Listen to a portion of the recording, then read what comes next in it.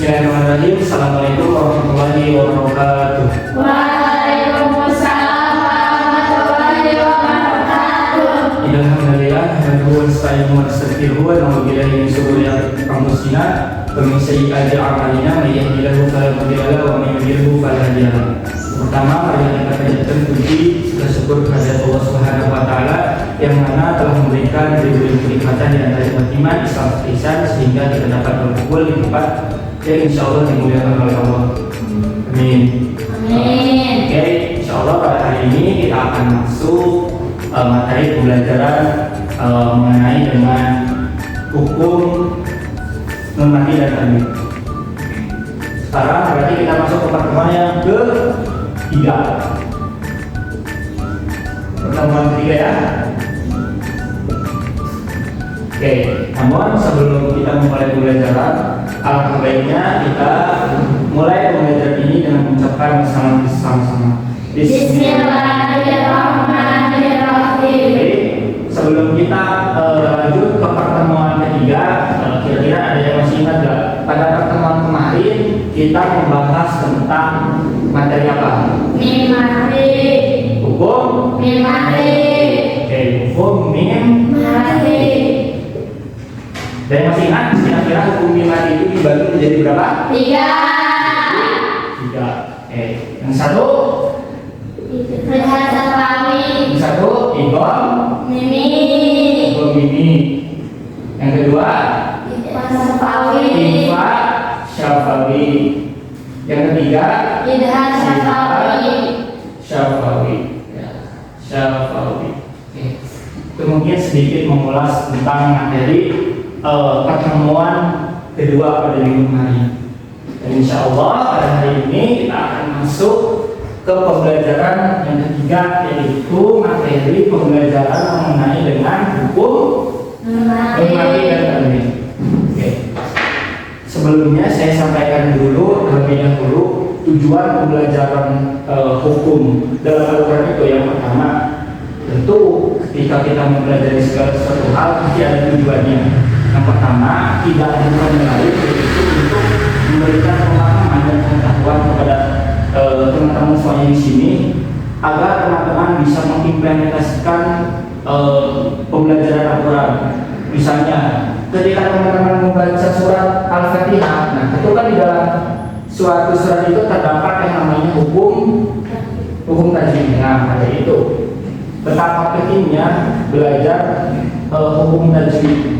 Kalau diibaratkan orang belajar Al-Quran tanpa memakai hukum tajwid seperti halnya makan bukan tanpa nasi, tanpa dengan, kalau coba saudara tanpa dengan. Nah, Al-Quran sama seperti itu. Itu tujuannya. Baik, kita langsung masuk aja ke pertemuan ketiga mengenai hukum Mati atau tanwin. hukum nun mati dan tanwin. Nun mati dan tanwin. Jelas kan? Jelas? Hukum nun mati dan tanwin. Sebelumnya udah ada yang pernah dengar mengenai hukum nun mati dan tanwin? Dah? Coba yang pertama apa? Idhar. Oke, idhar. Artinya? Jelas. Jelas. Yang kedua? Idhar. Idgham. Artinya idgham? Memasukkan dalam surat. Memasukkan apa? Memasukkan huruf yang pertama kepada huruf yang kedua. Tuh, yang ketiga adalah Ifa. ifa. Huruf ifa itu sebenarnya ada 15. Namun 15 itu dibagi menjadi 3. Oke, pertama ada ifa. Selawi. Dekat ifa akro. Nih, satu. Yang kedua ifa ifa ausat. Yang ketiga ada ifa abad. Ifa akro, Ifa artinya dekat, ausat sedang, Ifa akat jauh. Oke. Oh ya, sekali lagi. Yang keempat adalah Ifa. Ifa. Hurufnya berapa? Satu adalah Ba. ba. Bukan huruf ya. Hurufnya adalah ba. Oke, jadi kan ini untuk pembagian hukum normatif dan tanwin. Yang pertama itu adalah idhar. Hukum idhar ada, ya hukum huruf idhar ada. Berapa? Oke, jadi saya sebutkan. Oke, yang pertama adalah hamzah ain lagi hamzah ha ain hamzah ya ha jim kho. Nah, jadi ketika nanti teman-teman menemukan hukum nun mati, nunnya mati atau tanwin, nah ini tanwin jabar, tanwin fes, nah bertemu dengan salah satu huruf ain, nunnya atau bertemu huruf ha atau bertemu dengan huruf kho, itu adalah menjadi hukum idhar. Tadi apa artinya idhar? Jelas. Oke, sampai sini Pak.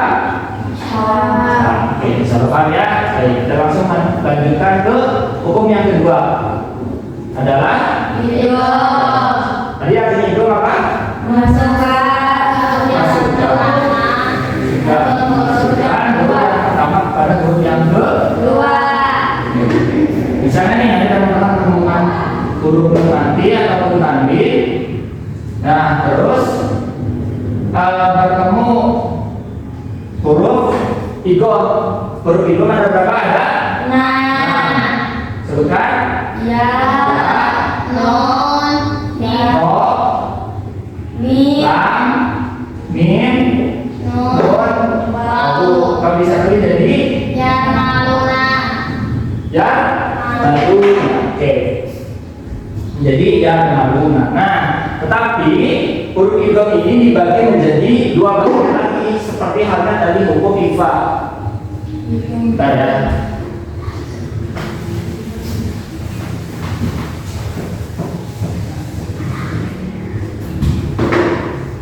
Dibagi menjadi dua. Pertama ada idgham biguna.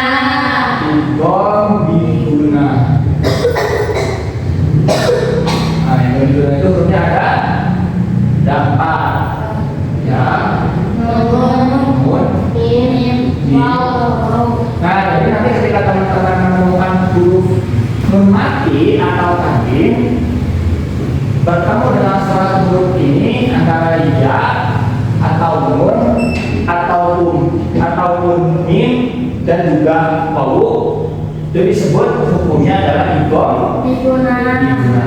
Mungkin pada pertemuan kali ini kita cukupkan dengan